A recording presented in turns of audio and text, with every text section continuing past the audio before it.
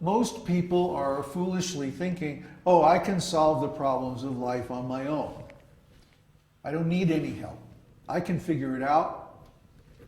Huh? Let me just go to work and do whatever I can. And I'll figure it out. I'll solve this problem. But the devotee, he sees deeper. He's a person who is more intelligent, more thoughtful, more contemplative, and sees deeper into the problem.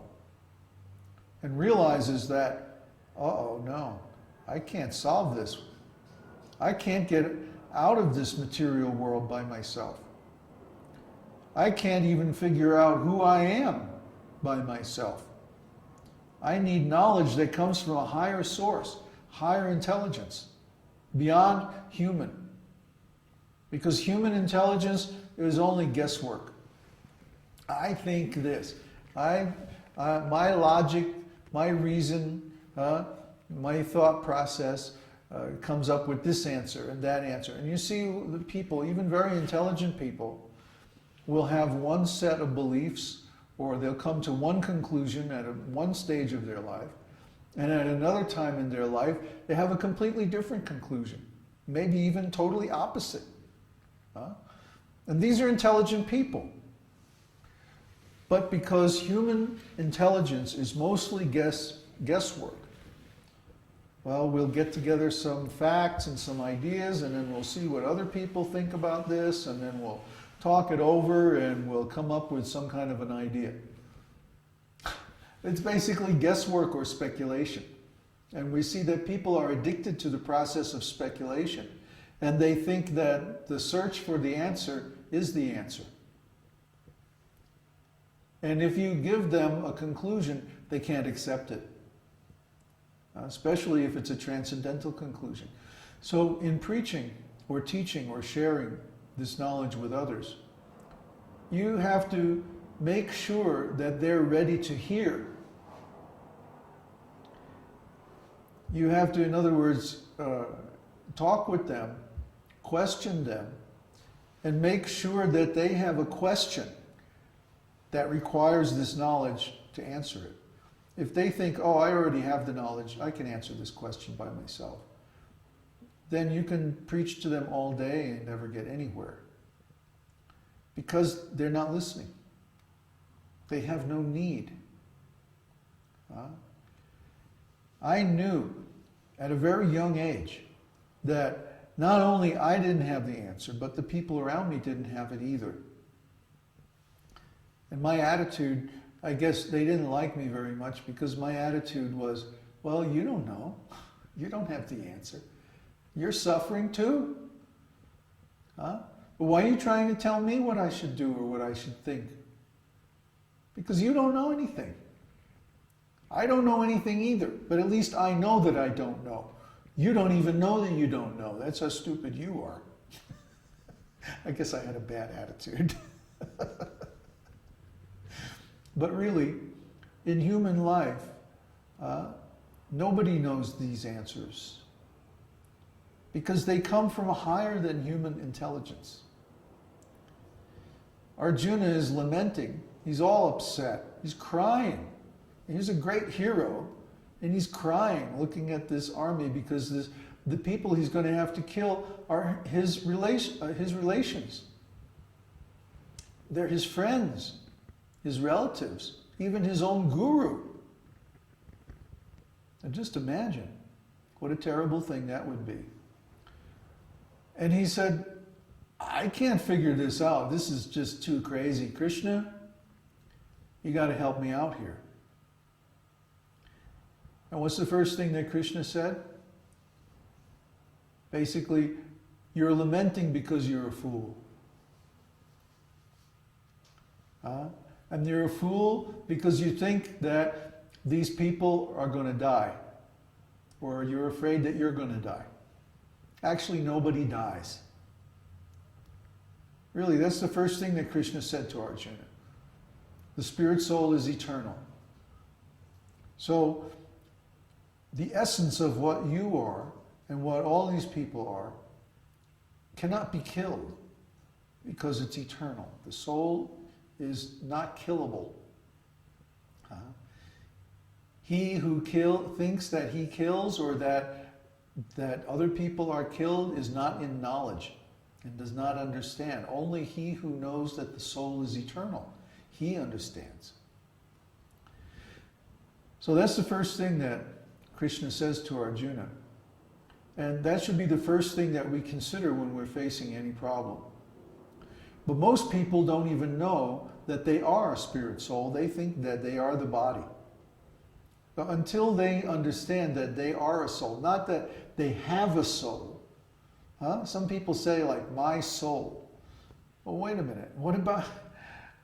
That's not right, because then that's from the point of view of the body. Rather, we should say, I, soul. I, the soul, experience this and do that and so on. I am the soul. And this body is simply a temporary growth on the spirit soul, or from the spirit soul. It's like a vehicle. It's like a car that we get in and out. Now, until a person understands this, there's no way they can understand God. Until a person understands the soul, there's no way they can understand God, because God is the same quality as the spirit soul. Subjective, consciousness, transcendental. So if they don't understand the spirit soul, they're going to misunderstand God. They think that God is some idea that they have. So I can have an opinion about God and you can have a different opinion about God, and it's all the same. No, it's not all the same. There's right and wrong ideas about God, but we have to get those ideas from God himself. We can't speculate. We can't imagine what God is like. We have to get the information about God from God himself. That's where all the Western scriptures are limited. That's where they all fail. Because they give some idea of God that comes from human beings. They don't let God himself explain himself. And that's why the esoteric teaching is so important. That's why Bhagavad Gita is so powerful. Because Bhagavad Gita is God explaining himself. And when he explains himself, it's very easy to understand. The problem is that people are addicted to this process of speculation. That's the main problem. When you try to teach or share this knowledge with other people, they are accepting one kind of process of getting knowledge, and we are accepting a completely different process. Most people think that through logic, somehow or other, they can speculate or they can guess the right answer. But no, it's not possible. I've met people in my life and in my teaching who were very close to guessing the answers. In some cases, they had even actually guessed by speculation the answers to the nature of God and the process of devotional service and like that. But then they gave it up. Well, why did they give it up? Because they kept speculating and they changed their opinion.